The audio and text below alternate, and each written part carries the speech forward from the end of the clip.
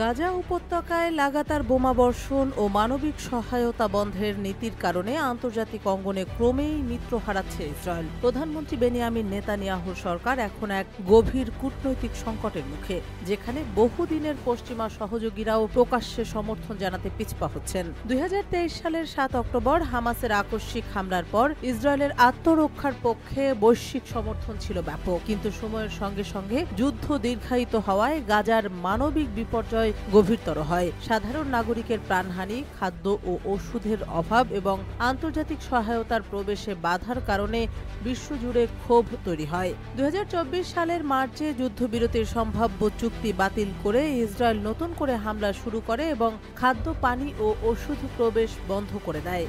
এর ফলে যুক্তরাষ্ট্র ছাড়া অন্যান্য পশ্চিমা দেশগুলোর সমর্থন ক্রমে কমতে শুরু করে। এই প্রেক্ষাপটে চলতি মে মাসের শুরুতে গাজা থেকে জিম্মি মুক্তি ও যুদ্ধবিরতির একটি সুযোগ থাকলেও নেতানিয়াহু তা প্রত্যাখ্যান করে রাফায় পূর্ণ মাত্রায় সামরিক অভিযান শুরু করেন, যা আন্তর্জাতিক মহলে আরও তীব্র প্রতিক্রিয়া সৃষ্টি করে।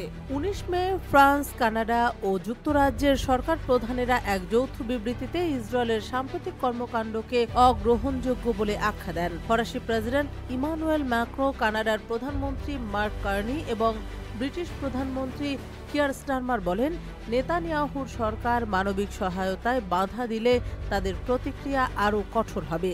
এই বিবৃতির জবাবে নেতানিয়াহু কড়া প্রতিক্রিয়া দেখিয়ে দাবি করেন, এই 3 নেতা হামাসের পক্ষেই কাজ করছেন।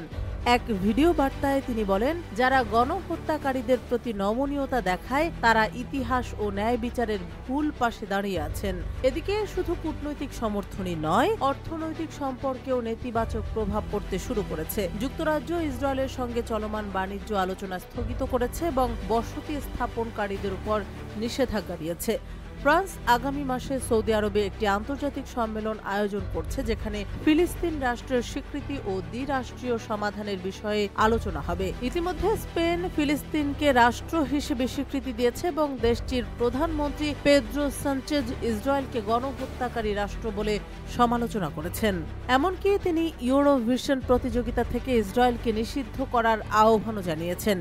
ইউরোপীয় ইউনিয়নের অন্তত 17 জন পররাষ্ট্রমন্ত্রী ইসরায়েলের সঙ্গে বাণিজ্য ও সহযোগিতা চুক্তি পুনর্বিবেচনার পক্ষে মত দিয়েছেন। ইসরায়েল সরকারের ভেতর থেকেও এই সংকট নিয়ে সতর্কবার্তা এসেছে।